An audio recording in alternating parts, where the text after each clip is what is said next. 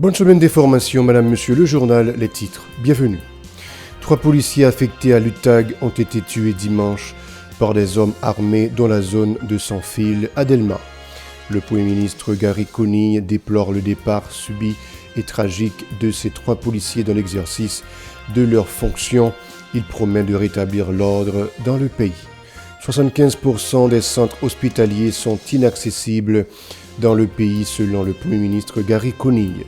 Le bureau de communication de la primature exprime sa gratitude au Conseil présidentiel de transition pour son attention envers le Premier ministre Gary Conille suite à son malaise respiratoire survenu le samedi 8 juin dernier. Le regroupement des organisations pour la défense des droits des personnes handicapées a organisé un sit-in lundi devant les locaux de la primature à Musso pour exiger la nomination d'un représentant du secteur au sein du gouvernement. Restez avec nous pour le développement. De retour, madame, monsieur, comme annoncé en titre, 3 policiers affectés à l'UTAG ont été tués le dimanche 9 juin 2024 par des hommes armés dans la zone de Sans-Fil à Delma. Il s'agit de Fermélus Hermelin, issu de la 3e promotion Python Wilkins Jean Junior, 31e promotion de la PNH, et de Clovis Peterson, 32e promotion. Un véhicule blindé a été incendié également. La direction de la police nationale, par le biais du porte-parole, Gary Desrosiers, a confirmé que ces policiers ont été pris dans une embuscade tendue par des gangs armés. Gary Desrosiers a envoyé ses sympathies aux familles éplorées et annoncé l'ouverture d'une enquête sur le drame. Écoutons le porte-parole de la PNH. Direction générale de la police nationale. Institution policière frappée par disparition brutale et sauvage de 3 jeunes policiers suite à embuscade Delma 18. Ces policiers agent 1 Fermitus Emelin, policier agent 1 Python Wilkins Jean Junior, policier agent 1 Clovis Peterson. Et suite à embuscade ça, il y a un policier qui est blessé qui pour le moment prend soin à l'hôpital. Et c'est suite à arriver collègue qui arrivé sauver la vie jeune policier ça qui pour le moment prend soin à l'hôpital.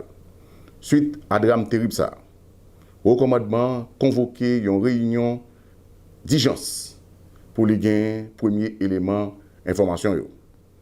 Et commandement passer instruction pour enquête l'ouvrir pressé pour déterminer les circonstances drame si là. Le Premier ministre Gary Conille déplore le départ subi et tragique de ces 3 policiers dans l'exercice de leurs fonctions. Dans un discours prononcé lundi, le chef de la primature envoie ses condoléances aux familles de ces victimes et s'est dit profondément attristé par la perte de chaque policier tué en de pareilles circonstances. Écoutons les propos du Premier ministre au micro de Joseph-Philippe François. Mes chers compatriotes, c'est avec une profonde tristesse et une grande indignation que j'ai appris la nouvelle de l'assassinat de 3 de nos vaillants policiers en service le dimanche 9 juin 2024, en plein exercice de leurs fonctions. Cet acte odieux et barbare est une attaque directe contre la sécurité et la stabilité de notre nation. J'adresse mes plus sincères condoléances aux familles des policiers disparus, ainsi qu'à leurs collègues et à leurs amis. Je partage leur douleur en cette période de deuil et je les assure de mon soutien inconditionnel. Je voudrais profiter de cette occasion pour avoir une pensée spéciale pour tous les policiers disparus en de pareilles circonstances. L'État devra accompagner dignement la famille des victimes. Il ne peut abandonner les épouses et les enfants des policiers qui ont fait le sacrifice ultime. Les noms des héros, Fermitus Emelin, Python Wilkins Jean Junior et Clovis Peterson doivent rester gravés dans la mémoire collective comme ceux de personnes courageuses, dévouées et ayant sacrifié leur vie pour la protection de notre communauté. Le chef du gouvernement déclare que les protecteurs doivent être également protégés. Il appelle la population à coopérer avec la police et promet de travailler pour une société équitable et plus juste. Ses propos. Je condamne fermement ces actes criminels et réitère mon engagement à lutter sans relâche contre la violence et l'impunité. Il est impératif que les auteurs de ces crimes soient rapidement arrêtés et traduits en justice. Nous devons tous nous mobiliser pour nous assurer que justice soit rendue et que de tels actes ne se reproduisent plus. Dès que mon gouvernement sera constitué et installé, je prendrai toutes les dispositions nécessaires pour traquer les bandits dans leur retranchement. Ils seront arrêtés, ils seront jugés et ils seront condamnés conformément à la loi. Je tiens à réaffirmer ma détermination à renforcer les mesures de sécurité pour protéger nos forces de l'ordre et tous nos citoyens. Nous devons garantir que ceux qui se dévouent à notre sécurité soient eux-mêmes protégés et soutenus dans l'accomplissement de leurs devoirs. Je demande à la population de coopérer pleinement avec les autorités pour fournir toute information pouvant aider à l'arrestation des responsables de ces atrocités. La sécurité et la justice sont des responsabilités partagées. Et ensemble, nous devons œuvrer pour un avenir plus sûr et plus juste. Chers amis, la paix reviendra et la nation vaincra. Les membres du Conseil présidentiel, de leur côté, dans une note, se sont montrés indignés par cet événement tragique. Ils promettent de travailler pour faire justice à ces policiers. Par ailleurs, l'Office de la protection civile condamne la disparition de ces policiers et exige la révocation du directeur général de la PNH, Franz Elbé. À travers une note rendue publique lundi, l'OPC a accusé le haut commandement de la police nationale. Des citoyens dans diverses zones de la région métropolitaine de Port-au-Prince, notamment au carrefour de l'aéroport, à la Lue et à Christ-Roi, ont manifesté lundi pour exprimer leur mécontentement suite à l'assassinat de ces agents de police. Ils ont mis des pneus enflammés dans ces zones précitées. Le bureau de communication de la primature exprime sa gratitude au Conseil présidentiel de transition pour son attention envers le Premier ministre Gary Coney suite à son malaise respiratoire survenu le samedi 8 juin dernier. Le Premier ministre Gary Coney a été conduit d'urgence à l'hôpital samedi en raison d'une crise d'asthme. Après avoir reçu des soins intensifs, son état de santé s'est amélioré suite à son exéa. Le chef du gouvernement a souligné dimanche que 75% des centres hospitaliers sont inaccessibles dans le pays à la population touchée par la précarité du système de santé en Haïti. Gary Coney s'est interrogé sur la situation et a promis d'attaquer ce secteur immédiatement après la formation de son gouvernement. Selon notre source, le Premier ministre a déjà envoyé au CP la liste des noms proposés pour occuper les postes au ministère régalien du pays, suivant sa déclaration. Un petit malaise là, t'as qu'à sérieux. Mais grâce à Dieu, nous avons une équipe sécurité qui fait gros diligence, mener mon cas docteur. Et l'arrivée cas docteur, moi je une équipe médecin parmi les plus qualifiés au monde qui prend ma main. Alors que c'est vrai que nous sommes à l'hôpital, mais déjà je dis à m'arriver retourner la caille, dans ma famille, dans mes amis, à continuer le travail. Mais tout le temps que je fais hier soir, je réfléchis au bagage. Et si je n'ai pas de gain, sécurité pour te mener me descendre rapide. Et si le arrivé, je joins l'hôpital la fermé. Et si même si je joins l'hôpital la fermé, je joins un docteur. Mais même si je joins un docteur, je n'ai pas de pour acheter des médicaments. Et mes bénédictions, je dis, je n'ai pas de gain. 75% de l'hôpital, la clinique dans le pays, pas accessible. Infrastructure pays a fini crasé. Mon qui besoin pour aller à l'hôpital général, yo pas capable. En fait tout hier soir m'a des têtes moi. Est-ce que mon Dieu va me bénédiction ça a son gens pour montrer qui ça qui est important pour attaquer tout de suite. Est-ce que c'est pas Dildim Gary pour première priorité, c'est attaquer question santé ça. M'a travaille fort avec mon CPO pour nous rapidement capable de gagner un gouvernement. Il est à noter que le PM Gary Coney a été très actif durant la semaine. Samedi, accompagné du conseiller présidentiel Gérald Gilles, il s'est rendu à l'aéroport international Toussaint-Louverture et a visité le centre conjoint de coordination de recherche et de sauvetage aéronautique ainsi que la tour de contrôle de l'Office national de l'aviation civile, OFNAC. Il a également rencontré les médecins du système de management de la santé et de la protection publique. Le vendredi, le nouveau Premier ministre a discuté avec le secteur privé des affaires, notamment avec des membres de différentes associations patronales sur des sujets tels que l'insécurité et ses impacts sur l'économie, la crise humanitaire due aux violences des groupes armés. Des discussions ont également porté sur l'entrée en vigueur prochaine du code fiscal, la contrebande, la corruption, qui ont été des thèmes centraux des échanges. Le Premier ministre Gary Conille compte sur la contribution du secteur pour continuer à avancer. Des citoyens à Pétionville félicitent la décision de réduire le nombre de ministères de la formation du nouveau gouvernement. Cependant, ils demandent la création de ministères dédiés aux personnes handicapées, suivant leur réaction au micro de Véron Arnaud et Max Rony Orissin. D'accord. Parce que pas de grand extérieur, tout poste ministère là, pas de grand extérieur qui a réglé du tout. Moi, je suis d'accord. Moi-même, tout simplement, je mais que vous intégré 14e, c'est pour Kokobé, pour handicapés. Que moi, je suis d'accord ça directement. Parce que ces sont des handicapés, ils ont besoin de support l'État haïtien. Ils ont besoin de l'État haïtien. Est-ce que vous comprenez? Moi, je suis d'accord. Parce que trop gagote, trop babolo qui dans tête l'État, c'est la vérité. Moi, je suis d'accord à 100%. Parce que c'est pour gars économique, garçon dans taille.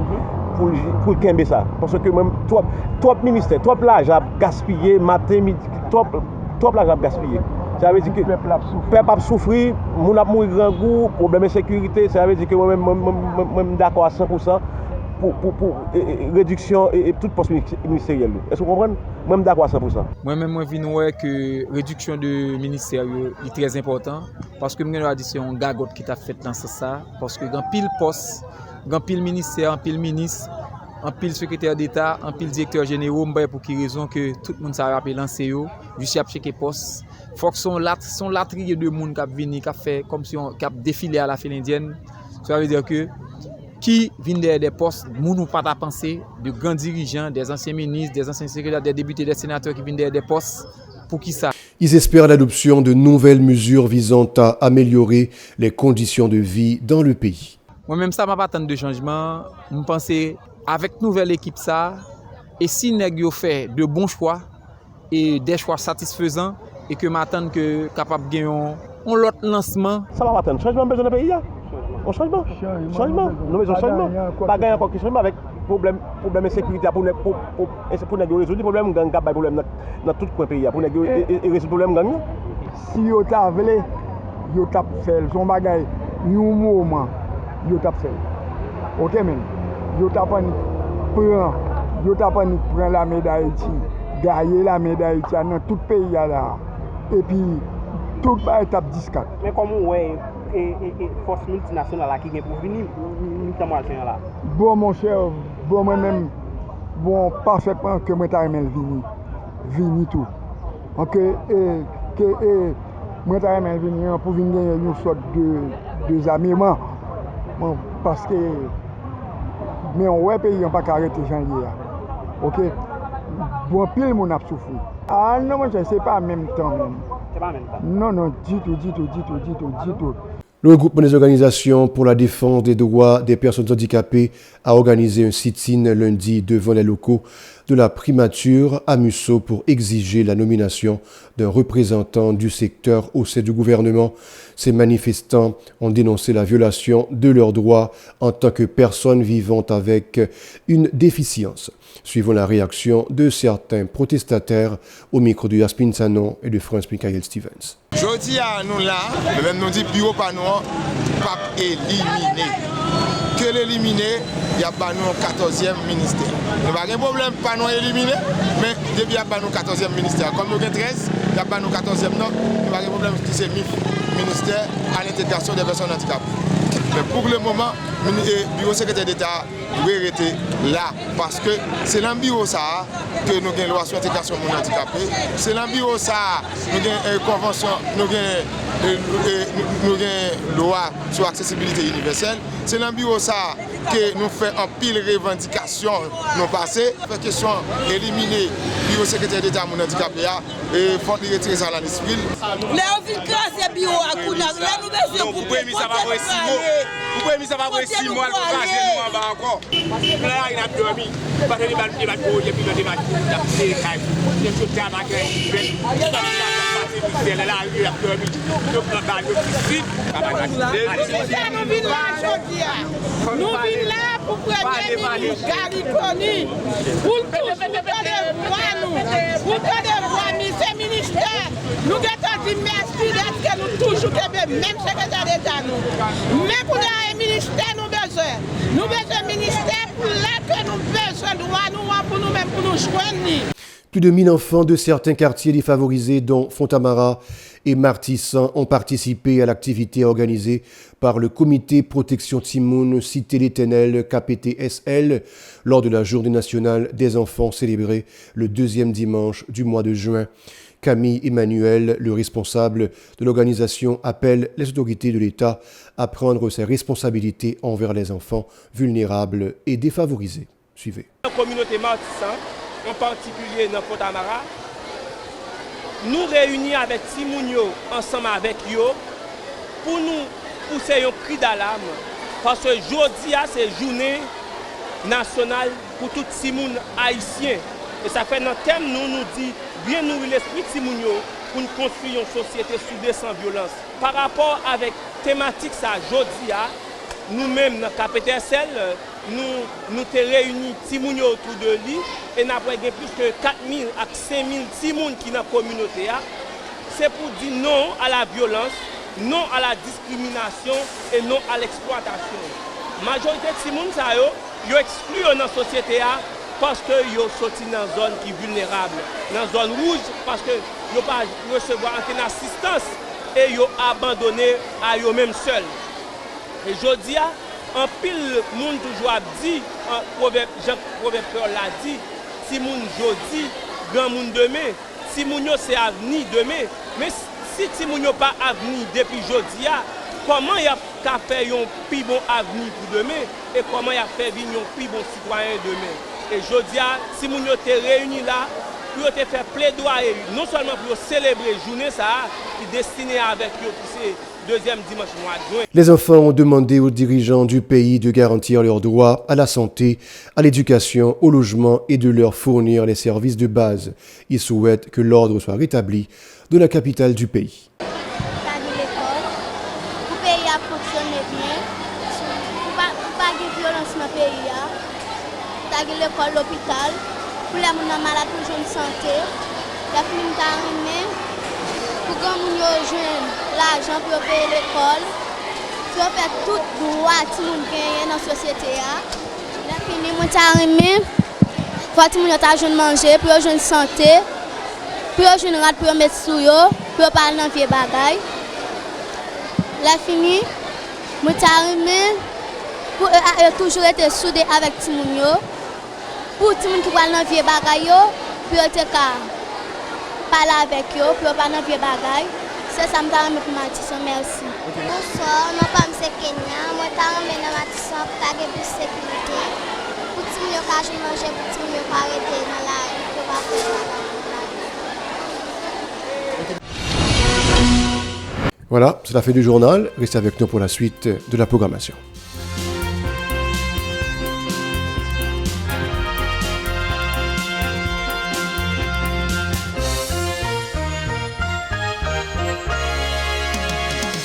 Si vous jugez que cette vidéo est intéressante, n'hésitez pas à liker et partager la vidéo. Et surtout, n'oubliez pas de vous abonner à cette chaîne et activer la cloche de notification pour ne pas louper aucune de nos vidéos.